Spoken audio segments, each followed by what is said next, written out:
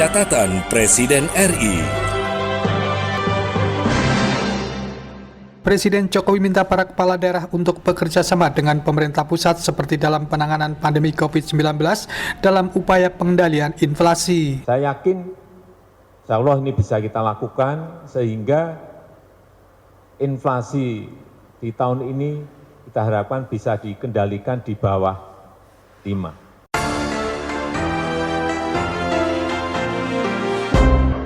Presiden Jokowi dalam keterangan pers bersama Menteri Tenaga Kerja dan Menteri Sosial ingin pembagian BLT BBM, Bansos maupun BSU dilakukan secara mudah, cepat, dan tepat sasaran. Saya telah memerintahkan Menteri Keuangan, Menteri Sosial, Menteri Ketenagakerjaan untuk segera membagikan BLT BBM dan bantuan subsidi upah BSU. Dan pembagian telah dimulai secara masif di kantor pos untuk BLT BBM sejak akhir Agustus yang lalu. Dalam beberapa kunjungan kerja saya ke daerah, pembagian BLT BBM ini selalu saya tinjau langsung pelaksanaannya.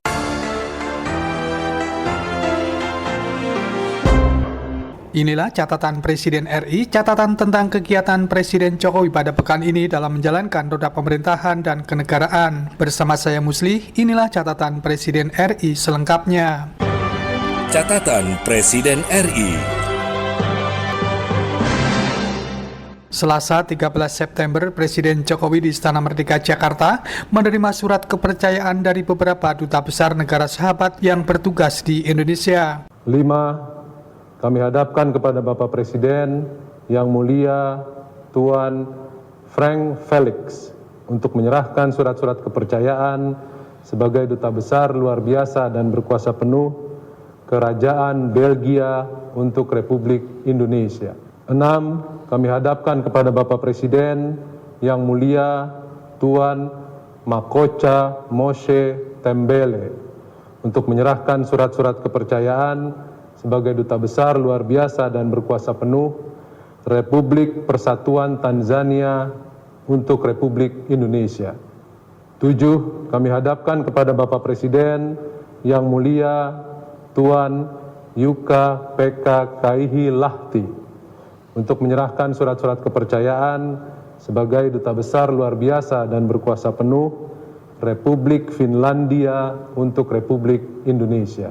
8. Kami hadapkan kepada Bapak Presiden yang mulia Tuan Serop Bejanyan untuk menyerahkan surat-surat kepercayaan sebagai duta besar luar biasa dan berkuasa penuh Republik Armenia untuk Republik Indonesia. Presiden Jokowi saat menerima surat kepercayaan dari duta besar sejumlah negara sahabat tersebut didampingi oleh Menteri Luar Negeri Retno Marsudi dan Menteri Sekretaris Negara Pratikno.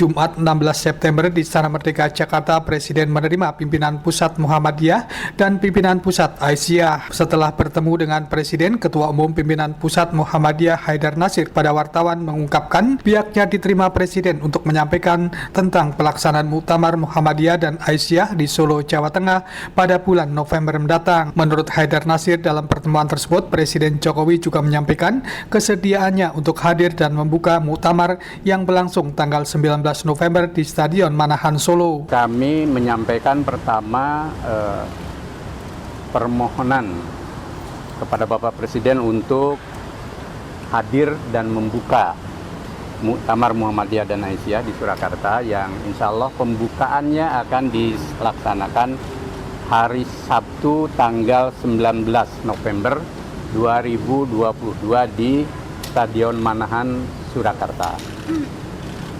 Alhamdulillah Presiden menyambut baik dan insya Allah PEM akan hadir dan membuka muktamar.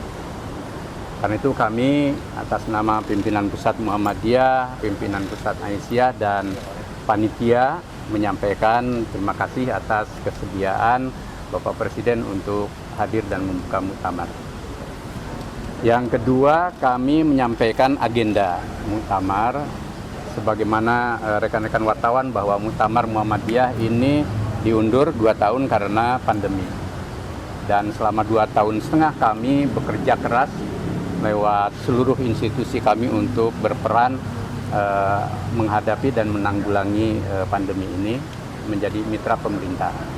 Nah, kita laksanakan pada 18 sampai 20 November, tetapi pembukaannya pada 19 November.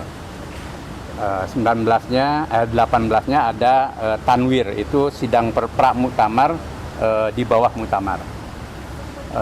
Dibagi 2 sebenarnya, karena ini ringkas, ada sidang pendahuluan untuk membahas materi tanggal 5 dan 6 November. Muktamar akan dilakukan secara langsung tatap muka, dihadiri oleh 7.000 peserta Muktamar Muhammadiyah dan Aisyah di kampus Universitas Muhammadiyah Surakarta. Auditorium.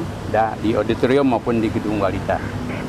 Dan dihadiri oleh penggembira, itu warga masyarakat Muhammadiyah yang ikut pembukaan dan sebagainya, sekitar 2 juta warga yang semuanya mengikuti protokol kesehatan. Yang ketiga yang kami sampaikan, kami akan membahas tentang program, lalu ada pemilihan pimpinan, kemudian ada laporan, lalu ada isu-isu strategis tentang keumatan, kebangsaan, dan kemanusiaan semesta. Dalam pertemuan dengan Presiden, Ketua Umum PP Muhammadiyah Hadir Nasir didampingi sejumlah pengurus pimpinan Pusat Muhammadiyah seperti Sekretaris Umum Pimpinan Pusat Muhammadiyah Abdul Mukti, serta Pimpinan Pusat Aisyah dan Panitia Muktamar. Sementara itu, Presiden Jokowi dalam pertemuan itu didampingi oleh Menteri Sekretaris Negara Pratikno dan Menko PMK Muhadjir Effendi.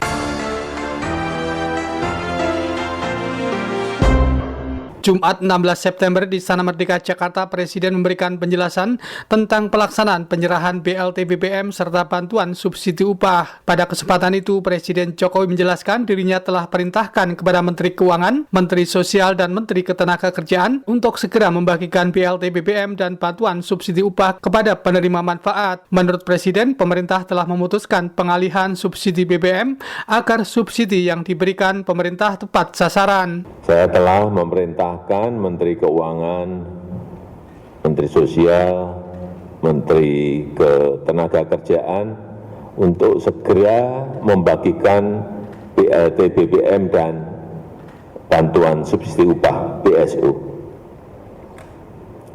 Dan pembagian telah dimulai secara masif di kantor pos untuk BLT BBM sejak akhir Agustus yang lalu.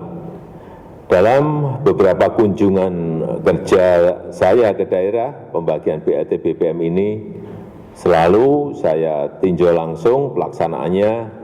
Yang pertama kemarin di Kabupaten Jayapura, kemudian di Saumlaki, Kabupaten Kepulauan Tanimbar, dan juga di Kota Bandar Lampung.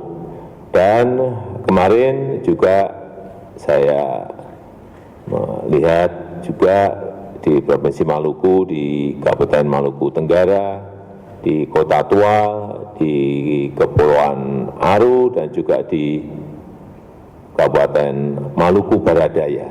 Saya melihat pembagian sudah berjalan dengan baik dan saya ingin pembagian dilakukan secara mudah, secara cepat, dan tepat sasaran.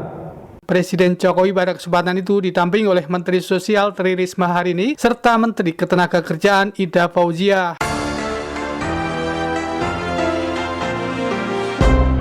Jumat 16 September masih di Istana Merdeka Jakarta saat mendampingi Presiden dalam penjelasan tentang penyaluran BLT BBM dan bantuan subsidi upah atau BSU, Menteri Sosial Tri Risma Harini menjelaskan hingga hari Jumat pukul 9 waktu Indonesia Barat, PT POS telah menyalurkan BLT BBM di 482 kabupaten kota dengan total 12.701.985 keluarga penerima manfaat. Diharapkan minggu ini PT POS sudah melakukan pembayaran BLT BBM minimal 90% dari target KPM yaitu sebesar 18.585.000 KPM. Nah, kita sudah menyerahkan semuanya, seluruh data ke PT POS 100%. Sementara itu di tempat yang sama, Menteri Ketenagakerjaan Ida Fauziah menjelaskan pada tahap pertama telah disalurkan bantuan subsidi upah kepada sekitar 4.112.052 pekerja. Dari tahap pertama ini dari 4,3 juta yang lolos itu 4.112.052 pekerja dan sudah kami selesai salurkan pada hari Rabu yang lalu. Semuanya sudah kami salurkan kepada 4.112.052. Hari ini kami menerima data dari BPJS Ketenagakerjaan sebesar 2.406.915. Seperti pada tahap pertama kami lakukan kami padankan dengan data penerima program yang lain dan kami padankan juga dengan apakah mereka PNS atau TNI Polri. Setelah itu seperti biasa pada minggu depan setelah selesai verifikasi validasi maka tahap kedua akan kami salurkan. Presiden Jokowi dalam pengantar keterangan pers bersama itu minta agar penyaluran bantuan BLT BBM maupun BSU dilakukan dengan mudah, cepat, dan tepat sasaran. Senin 12 September di Istana Negara Jakarta, Presiden memberikan pengarahan membahas pengendalian inflasi dengan seluruh kepala daerah yang dilakukan secara luring dan daring. Presiden Jokowi di hadapan para kepala daerah kembali menjelaskan tentang tantangan yang saat ini dihadapi secara global seperti ancaman krisis pangan dan energi. Presiden juga menjelaskan tentang kebijakan pemerintah yang menaikkan harga BBM bersubsidi. Presiden Jokowi minta kepada kabupaten, kota, dan provinsi untuk secara detail bersama pemerintah pusat membantu yang terdampak karena kenaikan harga BBM. Saya minta provinsi, kabupaten, dan kota itu juga ikut secara detail bersama-sama dengan pemerintah pusat membantu yang terdampak karena kenaikan penyesuaian harga dari BBM ini. Saya melihat dampak terhadap inflasi ini diperkirakan nanti akan tambah 1,8%. Dan ini yang kita tidak mau. Oleh sebab itu saya minta pada gubernur, bupati, wali kota agar daerah bersama-sama dengan pusat bekerja bersama-sama seperti saat kita bekerja secara serentak dalam mengatasi COVID. Saya yakin insya Allah ini bisa kita lakukan sehingga inflasi di tahun ini kita harapkan bisa dikendalikan di bawah 5. Selain itu, di hadapan para kepala daerah, Presiden Jokowi juga minta agar hati-hati terhadap inflasi yang berkaitan dengan harga pangan. Menurut Presiden, kontribusi harga pangan terhadap kemiskinan sekitar 74%. Rabu 14 September, Presiden beserta Ibu Negara Nyonya Iriana Jokowi bertolak menuju Provinsi Maluku untuk melakukan kunjungan kerja selama 2 hari. Sejumlah menteri mendampingi Presiden Jokowi dalam kunjungan kerja tersebut seperti Menteri Pertahanan Prabowo Subianto, Menteri PUPR Basuki Hadi Mulyono, serta Menteri Kelautan dan Perikanan Sakti Wahyu Trenggono.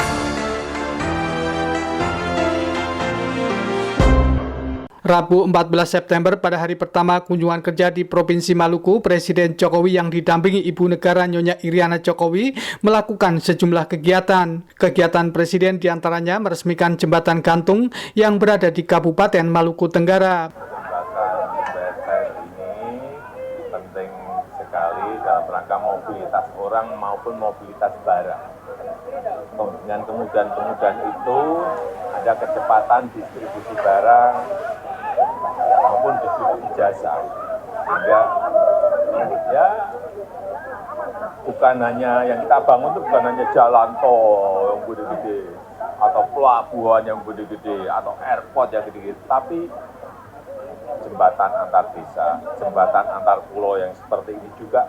Ini setahun kita bangun kurang lebih 200-an jembatan gantung seperti ini. antar desa, antar kecamatan, antar pulau yang kecil-kecil. Saya kira penting untuk mobilitas barang dan jasa. Ya. Selain itu, Presiden Jokowi dan Ibu Negara Nyonya Iriana Jokowi melihat langsung penyerahan BLT BBM di kantor Postual. Presiden Jokowi juga menyaksikan penyerahan 40 unit kendaraan bermotor dari Kementerian Pertahanan kepada Kodim 1503 Tual, serta meninjau unit pengolahan ikan dan budidaya rumput laut di Kota Tual. Selain didampingi oleh Ibu Negara Nyonya Iriana Jokowi, dalam kunjungan itu Presiden Jokowi juga didampingi oleh Menteri Pertahanan Prabowo Subianto, Menteri PUPR Basuki Hadi Mulyono, serta Menteri Kelautan dan Perikanan.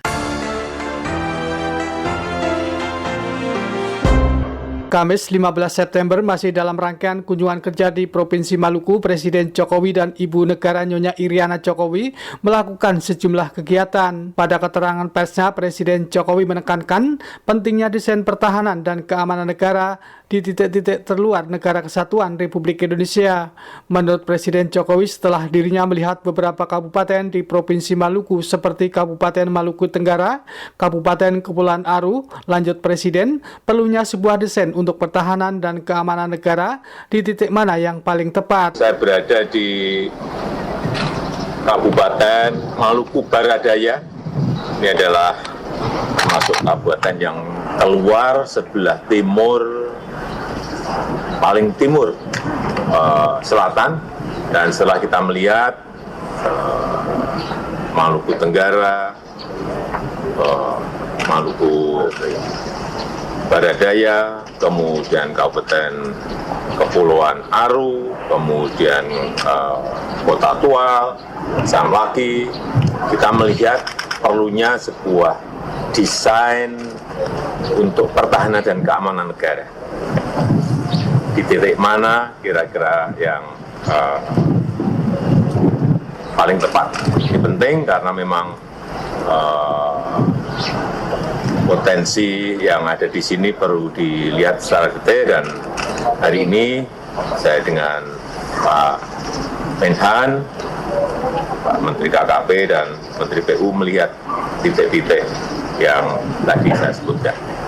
Dalam rangka sekali lagi pertahanan dan keamanan negara. Sementara itu, di tempat yang sama, Menteri Pertahanan Prabowo Subianto mengatakan Presiden Jokowi beberapa tahun yang lalu telah perintahkan dirinya untuk membuat desain besar untuk pertahanan dan keamanan negara. Perintah Presiden Joko Widodo 2,5 tahun yang lalu untuk membuat suatu desain besar, master plan pertahanan negara, menyangkut juga bagaimana kita bisa mengamankan alur-alur laut Kepulauan Indonesia, di mana 60% perdagangan laut dunia lewat perairan kita.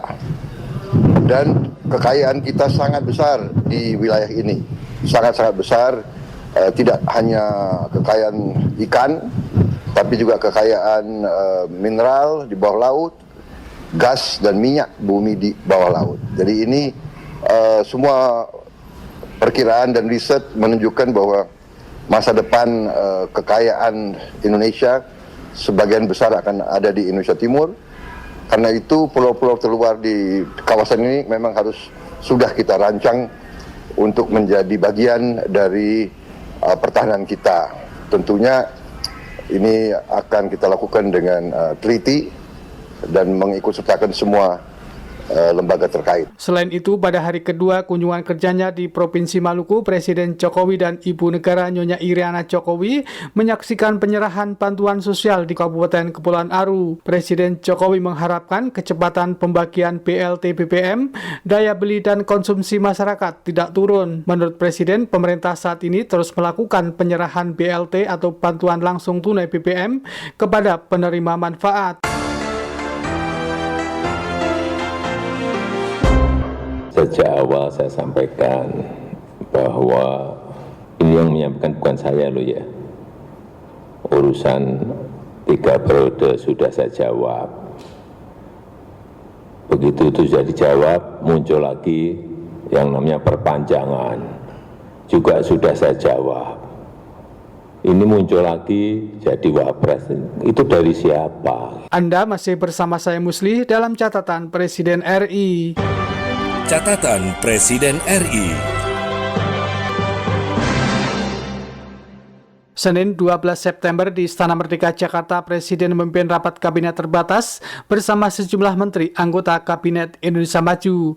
Setelah mengikuti rapat, Menteri Komunikasi dan Informatika Johnny G. Plate menegaskan Presiden instruksikan jajarannya untuk berkoordinasi dan menelaah lebih lanjut tentang dugaan kebocoran sejumlah data. Di rapat dibicarakan bahwa memang ada data-data yang beredar ya oleh salah satunya oleh Jorka ya.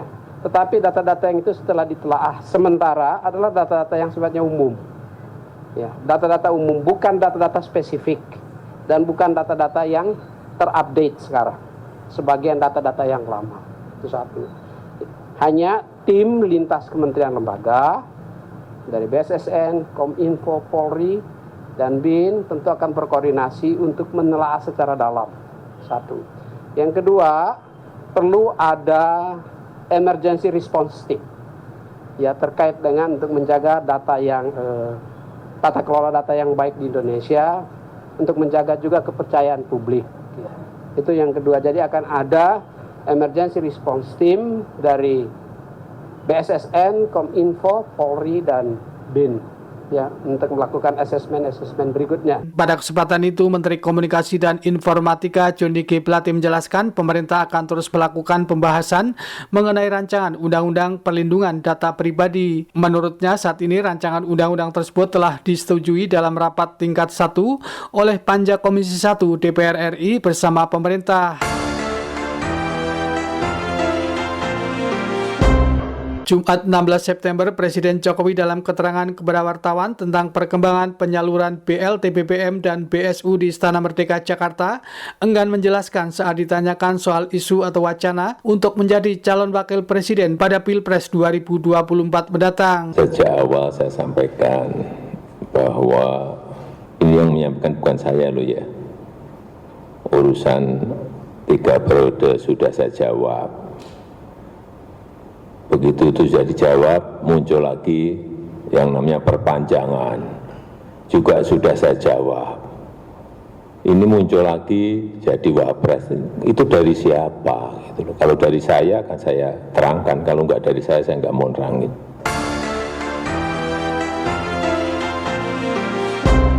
Demikian catatan Presiden RI pekan ini. Saya Musli dan tim liputan Bayu Istiqlal dan Muhammad Rizkyanto melaporkan. Catatan Presiden RI.